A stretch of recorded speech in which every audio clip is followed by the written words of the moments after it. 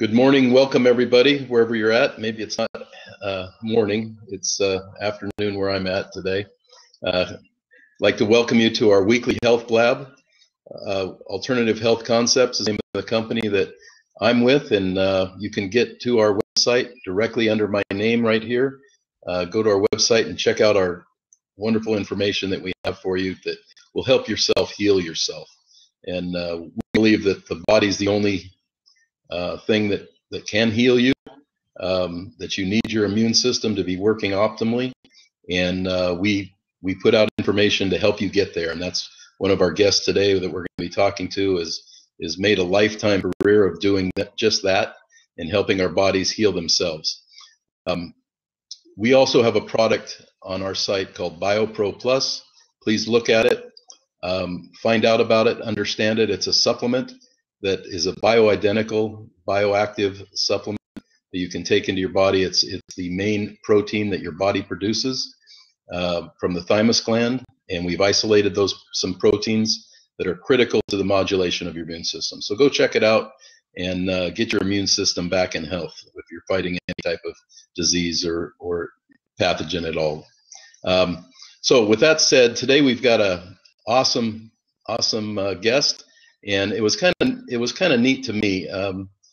Dr. Frank Lucas is a little bit older than me. I think we figured out about 10 years older than me.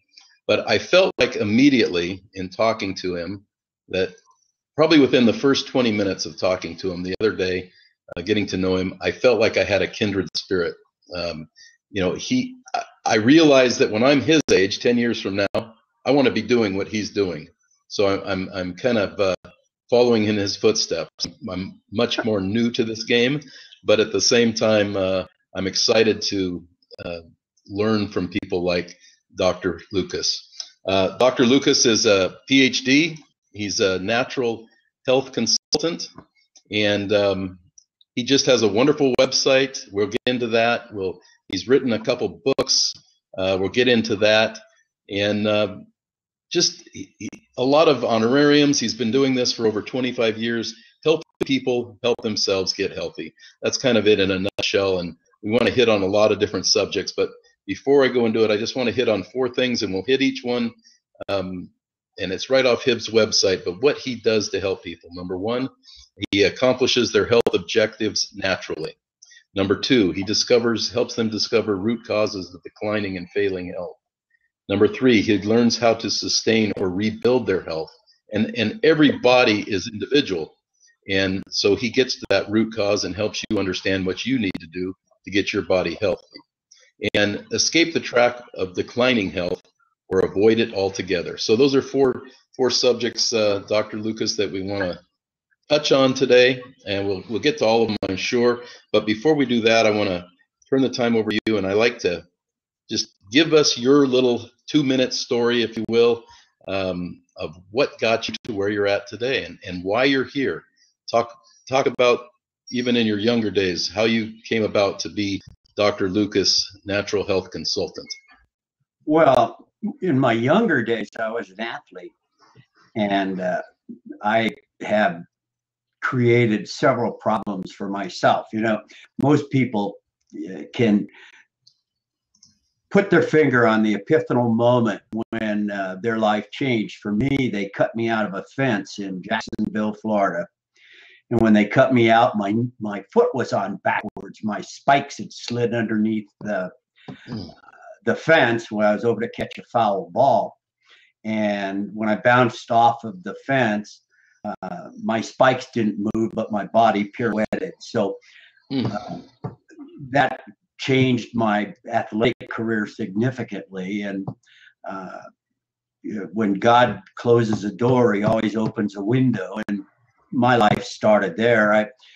I went through corporate careers and all sorts of things. And when I finally got to my second career, which is what this is, I had some experience with the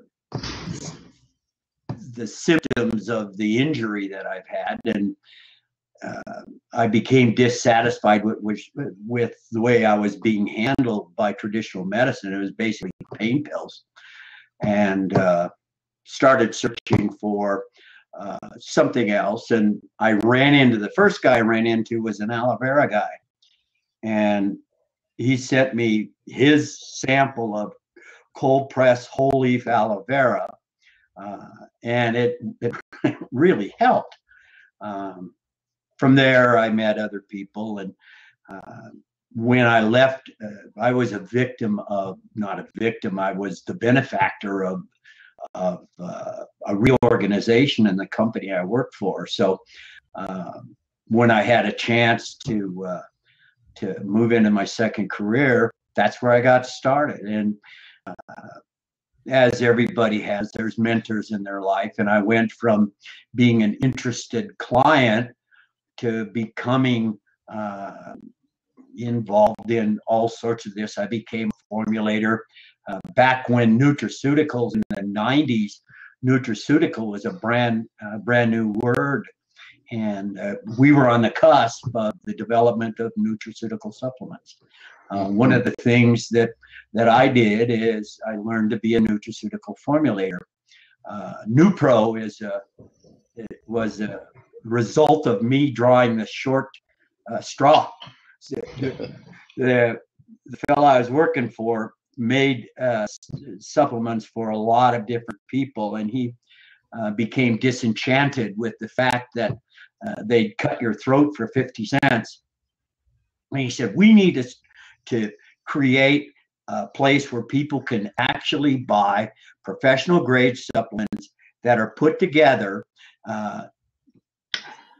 synergistically so that they do what they expect them to do without buying bottles of this and buying bottles of that and not taking all the chances. And we all thought that was a good idea. And I ended up becoming the figurehead for Nupro, which is subsequently my supplement company. As Nupro progressed, I became more and more consultative with my clients, and there were professionals involved in that sort of business. And so I became conversant in a lot of the problems that people have. And when I decided to convert Nupro into an e-commerce business, we're a preferred vendor on Amazon, and we got our e-commerce site and that sort of business. I decided to open up my own practice in Castle Rock, and I've got a following of people that are referred to me and people that are coming to me and yada yada. So I, in my semi-retired stage, I take 15, maybe 20 new clients a month. And okay, so let me stop you there, Frank. So how many years did you do the formulating, or are you still doing that? Oh, I still do a little of that. Okay. It's I'm not overly enamored with the direction natural supplements are going. I think there's too many natural things that are becoming trademarked or copyrighted. So I'm more of an herbalist than anything else. So a lot of the people I used to work for really look to these new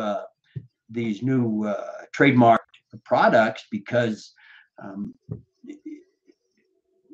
they're more akin to the way the FDA does stuff. But you know, I'm kind of old-fashioned in that respect. So would that be similar to when you said akin to the FDA, the way they work it? Is that similar to the way Big Pharma works? They go in and they develop a drug, synthetic drug, and then they patent it, and that's what they push until that patent runs out, so to speak. Are you talking similar areas where people patent? Yeah, the problem is people think that the natural supplements are not very highly regulated. Well, that's not true at all. They're very highly regulated. So you need to document the things that you're doing and present it to the FDA. They'll either accept it or reject it and blah, blah, blah. So right. It's a lot easier when someone has gotten to patent on the thing. The FDA kind of assigns credibility to the patent office that isn't necessarily always. Okay, so you were in there, you were developing products. You didn't get disillusioned, but maybe a little bit. Maybe that had something to do with it. It probably gets frustrating making products for I other got more people. excited. Tell you the truth, I got more excited about the Radiant Health Club. Yep. I mean, that's where it's fine to build supplements, but it's way better when you're hands-on with people that have a problem that no one seems to be able to resolve, and you're able to help give them their life back. That's very rewarding. Okay, so that brings us to current day, to what you're doing now. You said you're semi-retired, but it sounds like you're coming out of that if you're getting that many customers or patients coming through on a monthly basis now. So one of the first things that you do, according to your website, you help accomplish their health objectives naturally.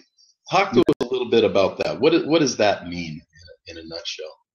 Well, everybody that comes to me has an objective, and they'll fall into one or two, one or the other categories. They either want to stay healthy or they want to become healthy, and that's generally their objective. And if they want to become healthy, they're going to have a litany of symptoms that's slowly but surely stealing their life away from them. And so what you've got to do is have a client describe to you what their objective is, so it's measurable. Otherwise, you have nothing to measure. Yeah. So I guess if I came to you and I said, "Hey, doc, I'm getting up there in age. I'm almost 60 years old.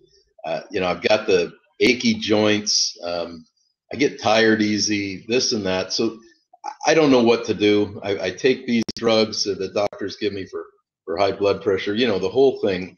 Typical American middle-aged man, I guess, in my case. At that point, I don't even know what my health objectives are. I just want to feel better. So I assume you would help guide me into what is better and what is available to actually out there for me naturally. But there's this feeling better. Those are all nebulous things, and true. So what you need to do is focus those nebulous things down, so there's something that you can actually deal with. A 60-year-old man, I guarantee you, at 60, you ought to be concerned about your prostate. You ought to be concerned about andropause. You ought to be concerned about 3 or 4 other things that are involved there. And the primary measurement that I look at is going to make sure that I really got to understand the internal terrain of the body. And the only way you can do that is to focus on 3 things. You focus on the biochemical mass that's coming into the body. You focus on the physical things that you're asking the body to do. And you focus on the emotional things that are part and parcel of your body, because all of those are going to create a snapshot of the conditions that your body is trying to flourish in. You create the ecosystem of your body. It's my job to figure out where you're breaking down that ecosystem. I use a technique called lifestyle mapping. And if I happen to have a real troublesome client, I'll have them basically keep a 7-day journal of what they do, what they consume, how they feel, their sleep habits, yada, yada, yada. And from there, I get a statistical example of those 3 components that make up their 24-hour a day event. Okay, so let's talk about each one of those. Number 1, biochemical mess coming into your body. I'm assuming that's everything we're eating, drinking, breathing, anything that we're taking into our body. Okay, so how can we? That's the biomass. That's the biomass from which your body has to work. So in that biomass, the body has some basic fundamental requirements, and that biomass has got to contribute to it. And then in that biomass is going to come along with the normal contaminants that the body manufactures, is going to come another bunch of contaminants that may or may not be overwhelming these biochemical reactions that go on in the body. Gotcha. So I would assume, since you mentioned that first, but that is probably in more control. Well, probably not more control than the physical, but what we put in our mouth is really something that's pretty easily controlled, I would think. We can make changes there, maybe not. Probably No? the hardest, probably the hardest thing to do, Okay. because that's how life gets in the way of living. Ah. You consider that's my very favorite paper, is how life gets in the way of living, and so what you have is this milieu of activity that goes on, and priorities within that whole picture that will be also contributed, and that's part of the physical part of it. And there's not one that's any more important than the other, because they end up creating the calculus that ends up creating a condition of health and healing, or a condition of declining and failing health. Okay. Okay. So, and it's really simple. Don't make it harder than it is. It's simple. So okay. So if it's simple, let's assume it's simple. And let's say I've got hypothetically, well, it's not hypothetical. I'm an older guy. I'm getting up there. I've got high blood pressure.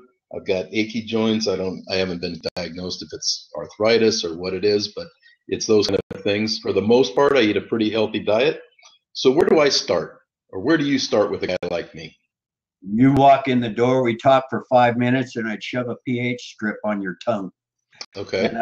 And I would know what, from that pH strip, I would have a pretty good indication through a saliva test of the nature of the internal terrain of your body.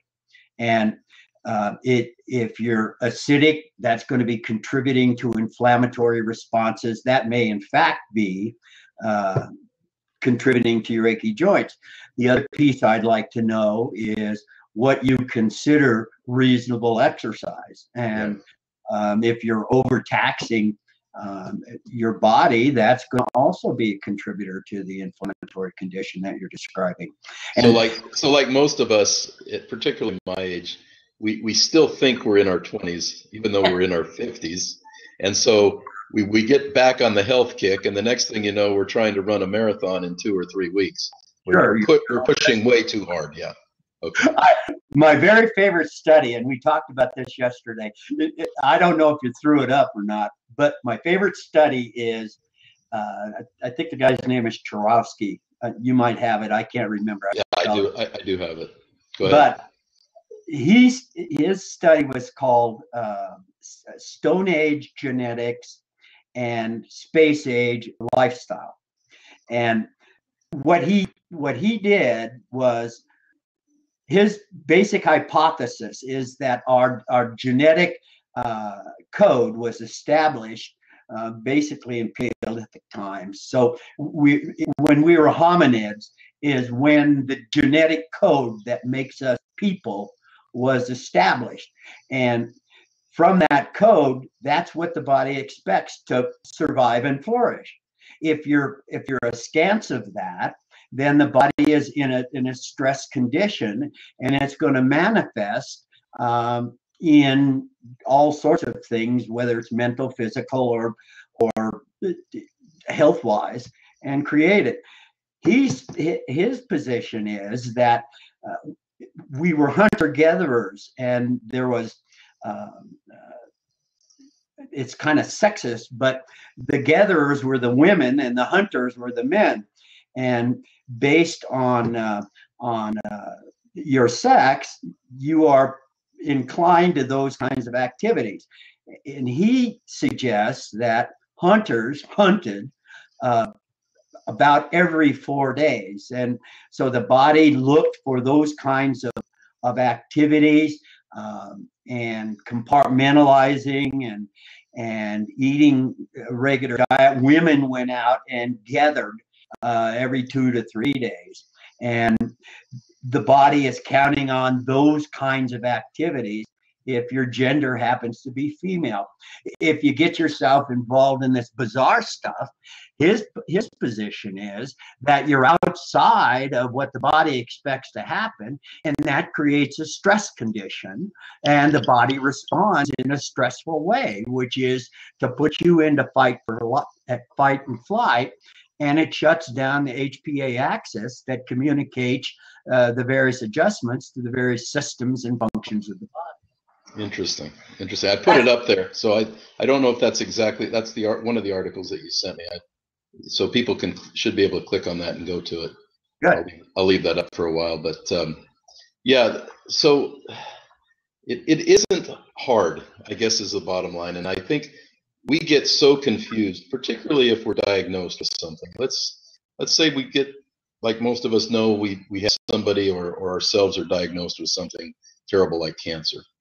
It isn't that difficult to make the changes necessary to help your body heal yourself. Isn't that your experience? True. That's not true. Okay. That's probably the scariest thing you'll ever hear in your life is you got cancer, or you got prostate high, or you got, it doesn't matter. When you hear a diagnosis of anything, first of all, it's fear.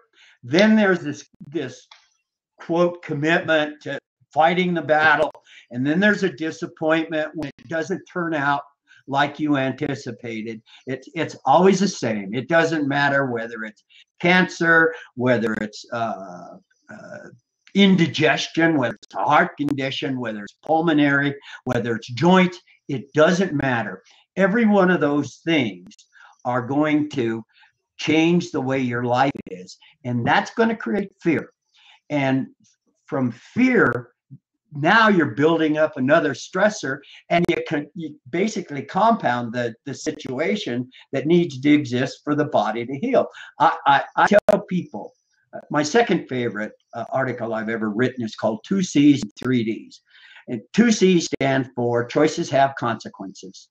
And the 3 D's stands for if you want to change the way things are, you got to change the things you do.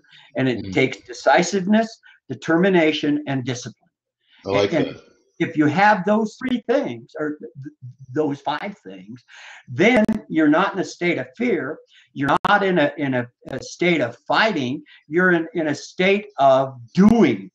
And when you're doing, it's not a war. It's nothing. It's falling back in love with your body. And if you can do that, and you haven't gone too far down the path of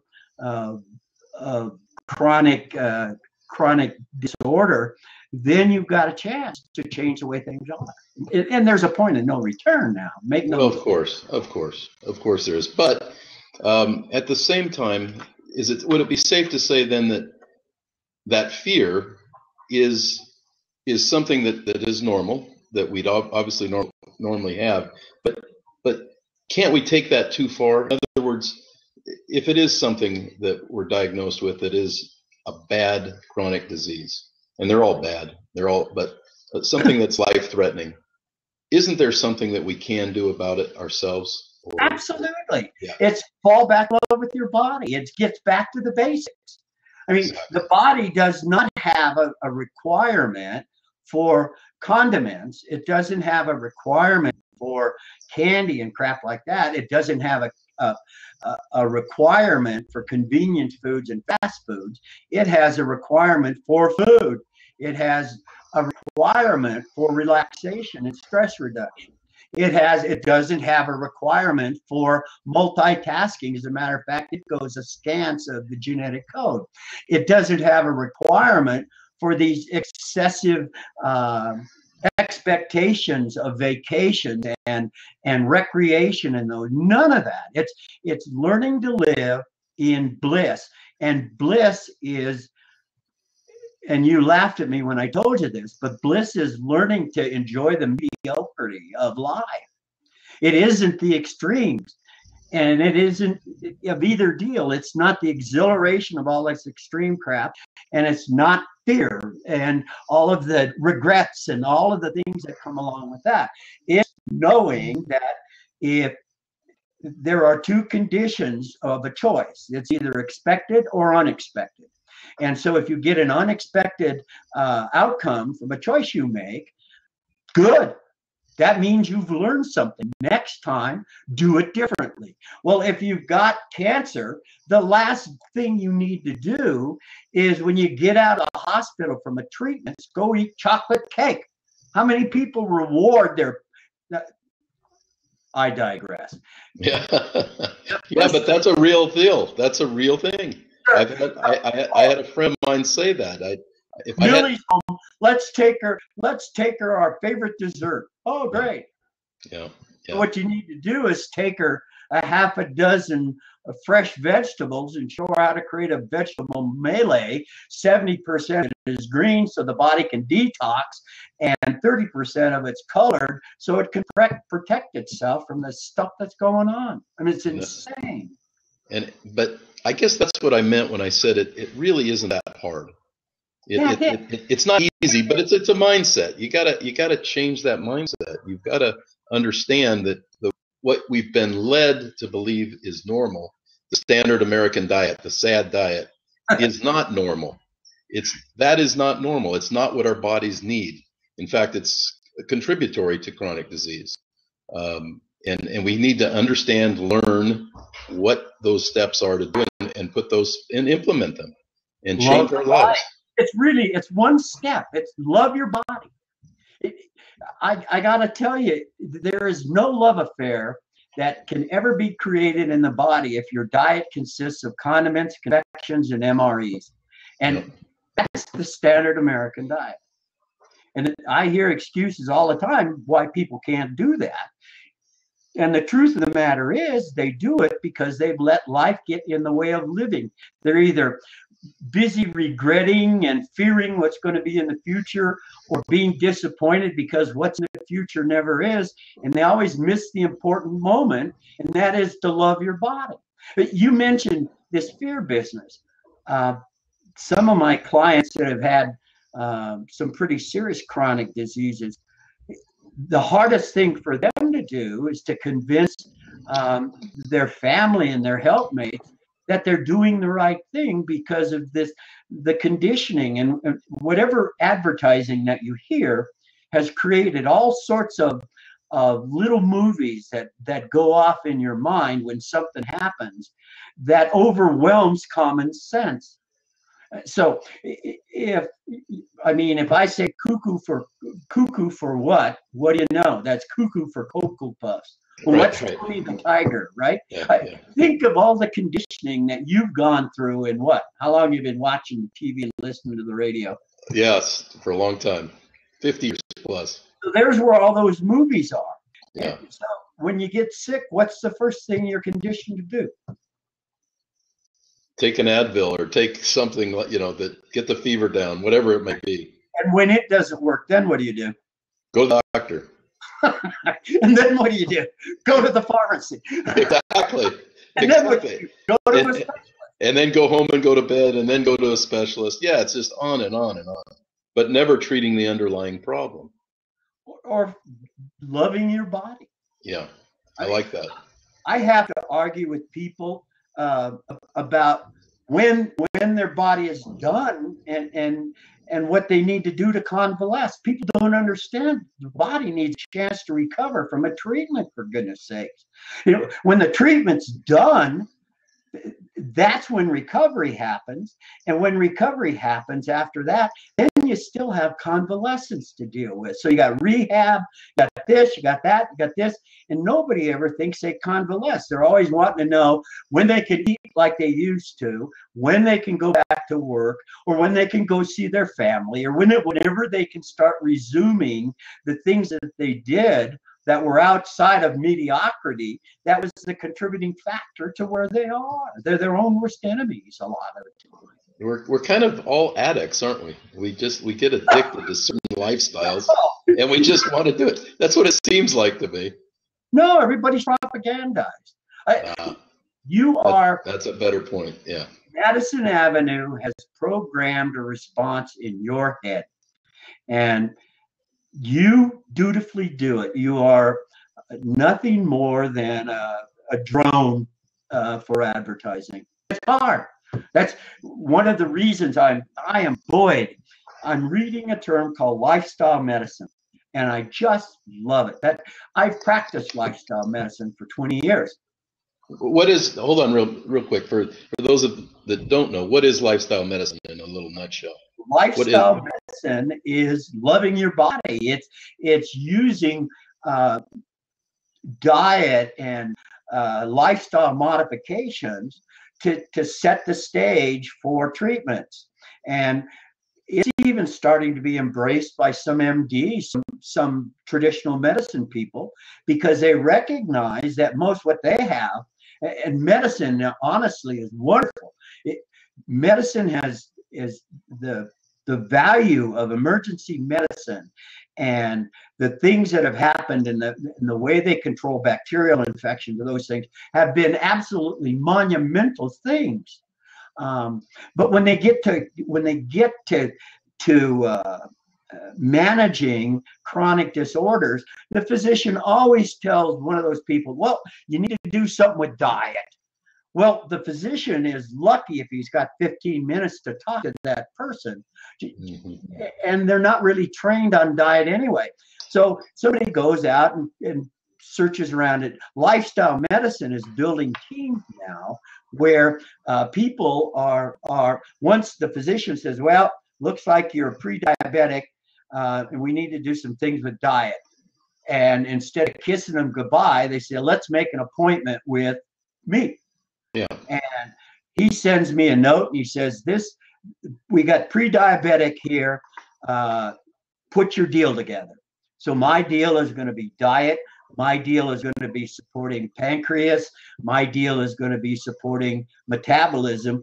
I put a package together along with the diet, with the tactical prescription. I create a complementary natural remedy and lifestyle modifications, and I can track it and put schedules together that are non-threatening.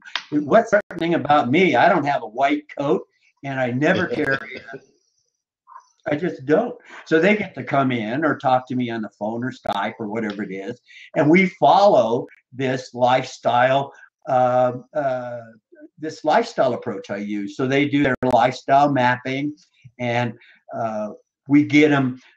We put them through it's a kind of an exclusion diet. So we take away the sensitivities to different foods and additives, and that's a 2-week deal. 2 weeks, the immunoglobulins are gone, their body's balanced up, and then they can start adding things back in that they want. But it all starts with a reasonable diet. I'm a big fan of the University of Michigan. They have a food pyramid. It's called the Healthy Food Pyramid, and it's beautifully documented.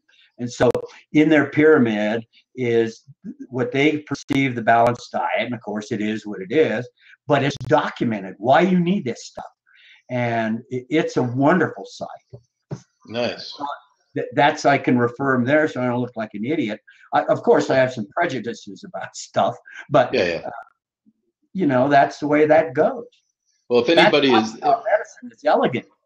If anybody's listening now that wants to sit in the seat and ask Dr. Frank any questions, feel free to do that, or myself if you have any questions for us. But okay, so again, now how long does your process take?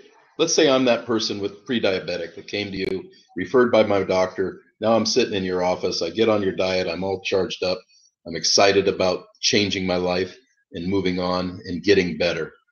How long does that process take? I guess everybody's individual with that too, right? It takes a month for every year that you've been investing in your sickness. Interesting. There's a study.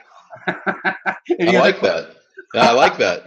That's going to be a long time. I'm going to be a patient of yours. But no, it happens like reading the book backwards. So the last chapter you wrote was the final insult. That's when your body quit sending suggestions and sent you a demand note. Nice. Up to that, it's been suggestion.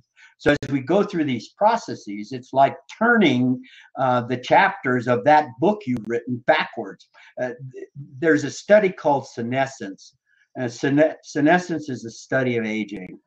And I think I can't remember the guy's name. Just do, I think it's senescence.org or senescence.net. I think the guy's name was Paulo. But they did a research on how many times there's this term called apoptosis, apoptosis, programmed cell death. And so what that means is a cell can only rebuild itself, renew itself by replacement a fixed number of times. In the senescence study, it was somewhere between 14 and 17 times. And they estimated that the body rebuilds itself every 7 years. That's where they came up with the program, or the suggestion that the body can live roughly 135 to 140 years is the number of these apoptotic events, to the point where you can no longer regenerate a genetic code. And after that age, you're done. The your body 135. can't replace Yeah. cells. You're Okay. done. Okay. And that's a good thing. Otherwise, Yeah. it would be like rabbits in Australia. It would be it's like that. Did you ever watch Star Trek? I've seen some of it. I didn't watch it. I wasn't a big Star Trek fan. They crashed into a planet, and when they got there, they heard this grinding on the side of the shuttle that landed. When they looked out there, the planet was so full of people that they were shoulder to shoulder, and that crowded in. Well, that's what keeps. I suppose that's a bit part of the big plan to keep us from overpopulating the Earth. Maybe so. Who knows? Yeah. So, but back to your point of the 135. I mean, that is what if we're doing everything right and we don't fall into an accident or fall into a real chronic disease that takes our life prematurely, that's what our bodies should be living to, is what you're saying? Is that true? That's the possibility. Okay. The probability is we don't live in this pristine environment. Yeah. And they did that based on a study in a bubble. In a bubble in Arizona. Yeah. So the fact is, the world's kind of a dangerous place. Yeah. I mean, sure.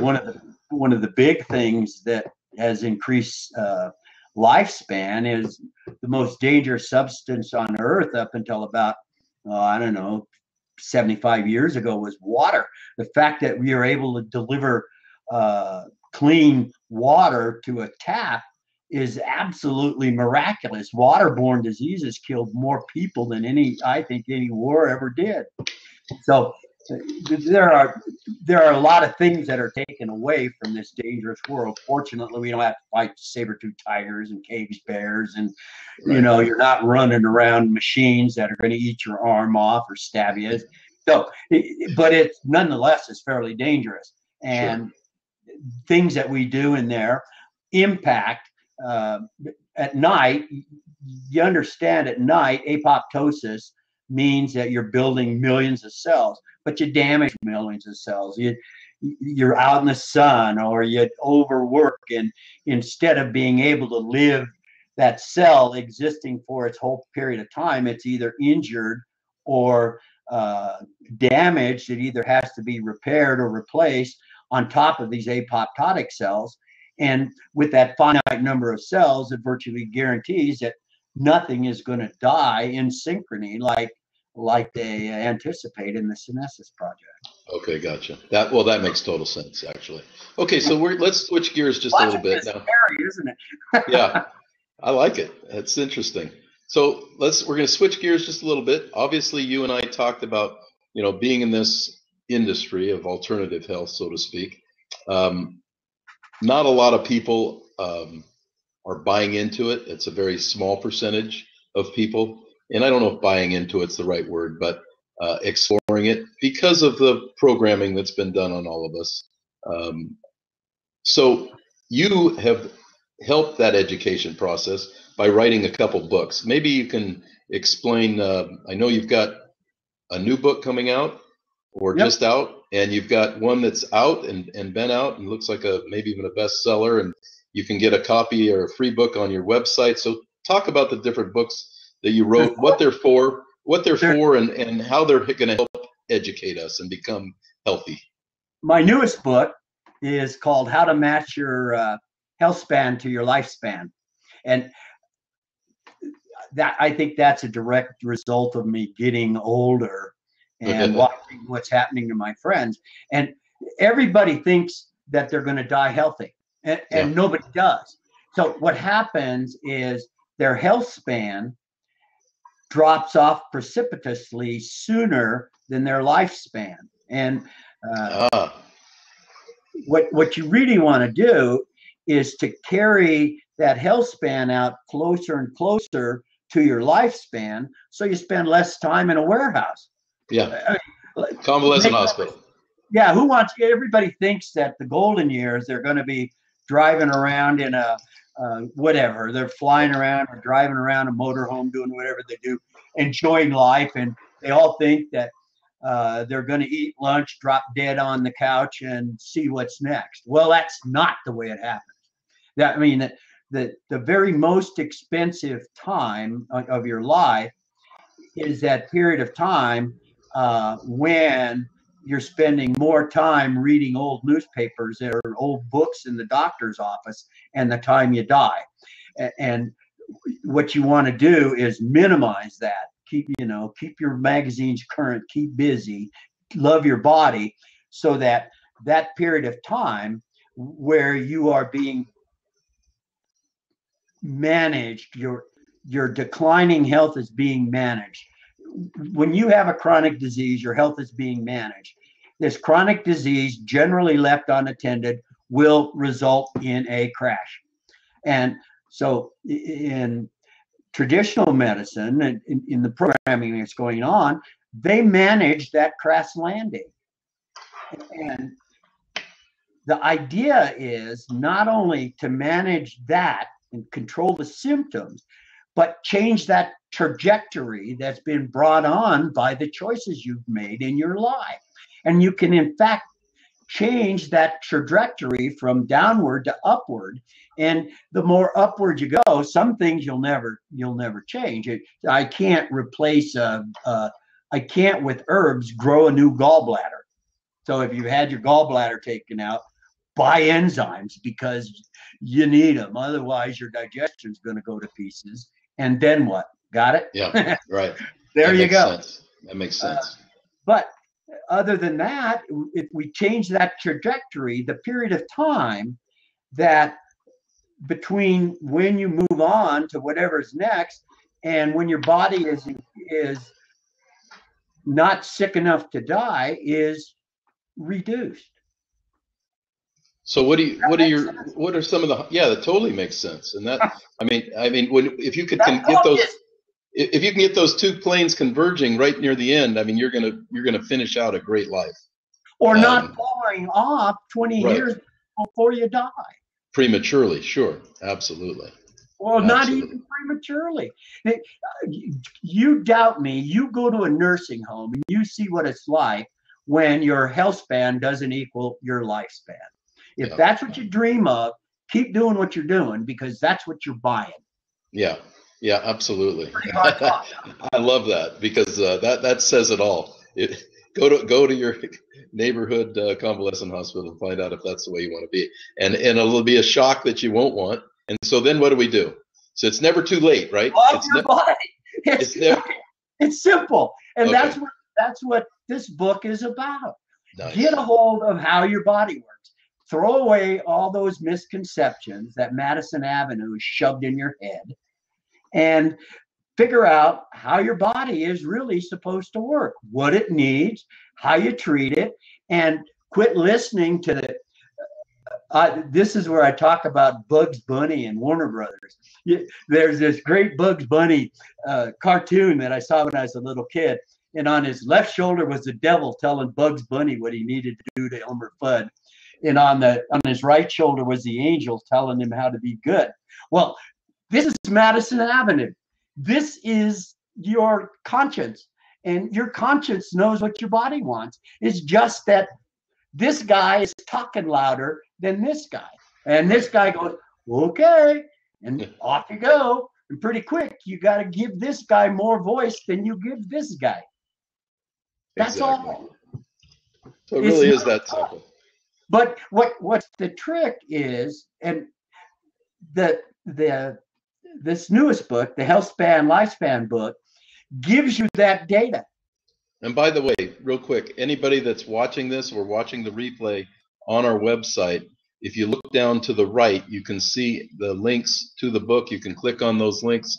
It'll take you right there, and you can get that great book. I haven't read it myself, but I plan on reading it here shortly, and I can't wait to look at it. It resonates with me, everything that you're saying. I wrote a book. There's another book out there called Creating Radiant Health. It's the keys to unleashing the healing powers within. I co-wrote that with, it was one of my clients. She was diagnosed with a form of cancer. And when she came to see me, she had 2 months to live. She still got 2 months to live, but that was 15 years ago. Nice. So, I love it. We wrote the handbook, and Creating Radiant Health is a handbook of what to do. So it's got all kinds of stuff in there. And so that's obviously that's the one you need first, because no, you got to figure out how to love your body. I think the last book I wrote should have been the first book I wrote. Oh, I gotcha. That doesn't matter. And if you go to the Radiant Health Club, isn't that the roadmap, the Radiant Health book about Radiant Health? Isn't that kind of the roadmap on how to love your body, though? It's a workbook. Okay. The other is the first book is to help you get rid of the devil and start listening to the angel.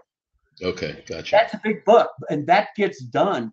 There's another book that I've written, and it's called What Do You Really Think You Know About Staying Healthy? And I'm giving that one away on the website, I think, at Radiant Health. Yeah.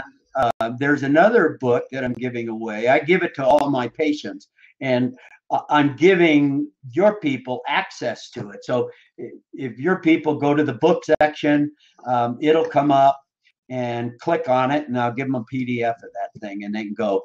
All of the other books have a preview in them, so you can see what's in them and decide whether the nuts and bolts of this thing fit you or not. They're all $9 books. So nice. If you want the hard copy, you can order it. I think it's $19, $18.97 or something. But it's a valuable. It's valuable for everybody's library, as far as I'm concerned.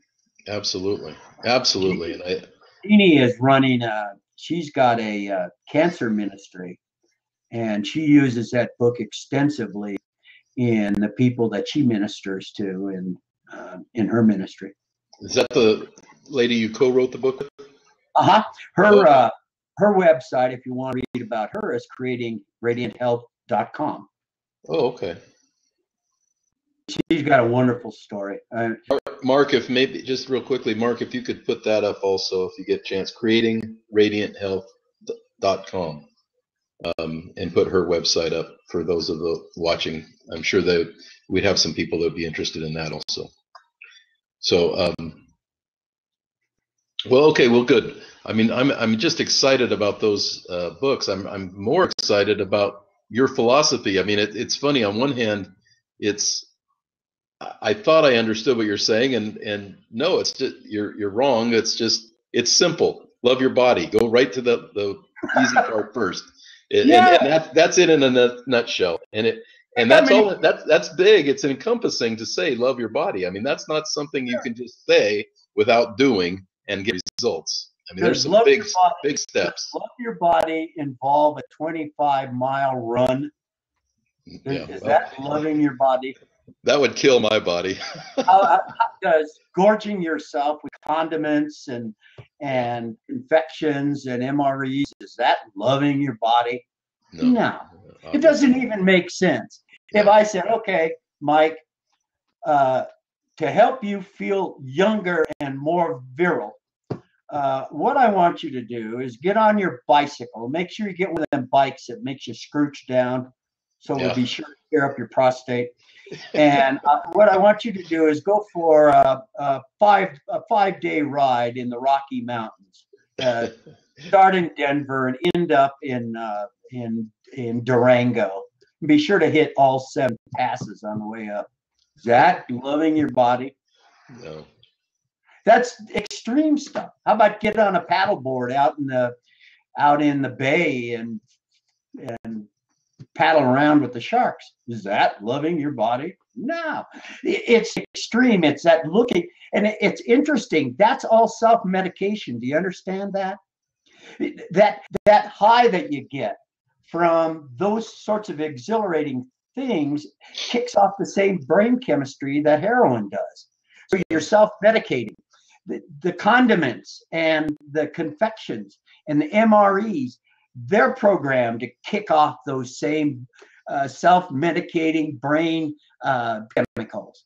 So basically, because you choose to live outside of mediocrity, you're self-medicating yourself with the very addictive things that's going to make you seek more and more and more of it, and creating more disappointment, and regrets.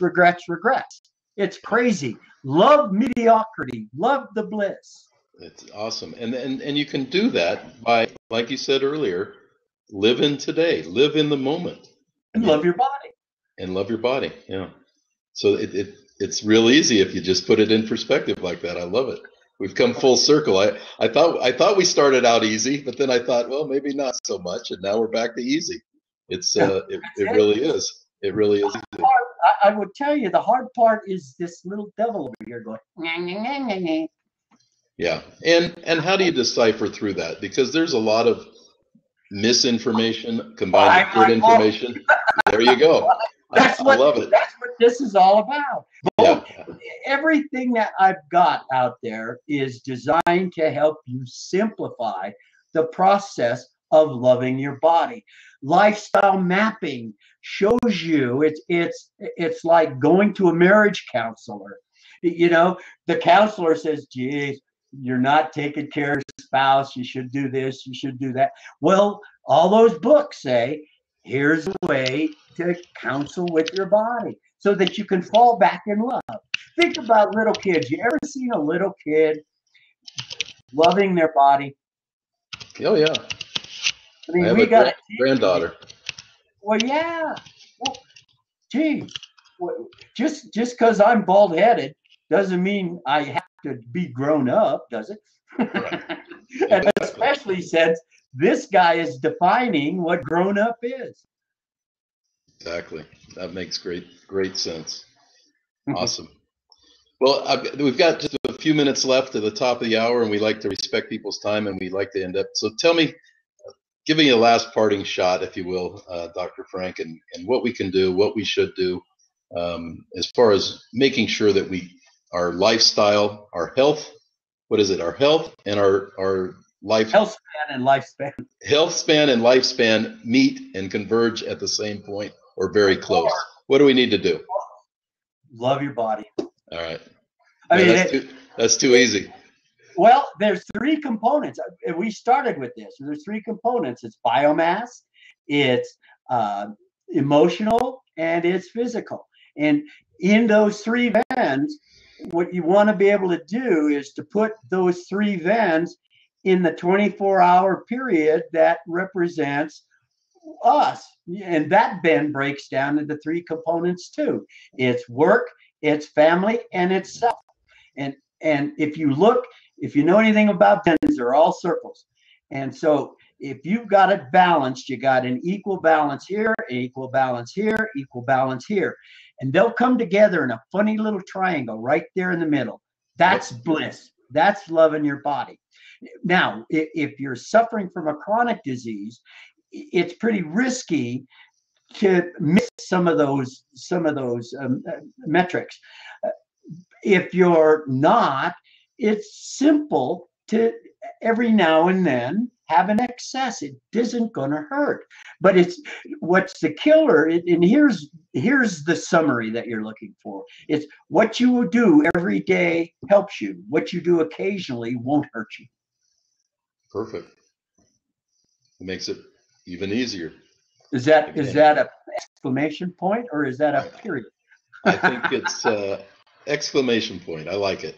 I think it, you know, let's lift that up, if you will, because you know, those are some of the things that we need to be striving for. And I think all of us get so wrapped up. You mentioned family, work, and even ourselves. Sometimes we forget what's really important, and that's because, yeah, if we don't love our body, none of that matters, because we aren't going to have the family. That paper, How Life Gets in the Way of Living, is the most popular post on the radianthealthclub.com. So click on the health blog, and it's in the upper right hand corner. Click on it and get yourself a copy of that, because the truth of the matter is, you want to do lifestyle mapping. It tells you exactly where you need to adjust things so that you bring those VIMs closer to bliss. Awesome. Dr. Frank, with that, I'm going to turn off our recording here in a second, but I just really want to thank you again for coming on and sharing your insight, sharing your wonderful knowledge base. And, you know, I thought we were going a different direction, and it came back so simple to me. And I just really love the fact that there's one thing we got to do to stay healthy, and that's love our body. I absolutely love that. I'm gonna steal that from you probably, and I'm gonna use that as to tell people that that's really what we're trying to do here. If we love our body, we can help our body heal itself. And I believe it firmly. I've seen it. I've just never heard it put in that simple of terms. So again, thank you for being here. Thank you for those that are watching this and be watching it on replay. If you have any questions at all about what we're doing, go to our website, alternativehealthconcepts.com, and get on our blog list and get our great blogs. We send out 3 a week, some really power-packed information about how to keep yourself healthy, about how to love your body, and also learn about our supplement that we have, BioPro Plus, and how that could benefit you or a loved one. So with that said, wish you all good health and love your body.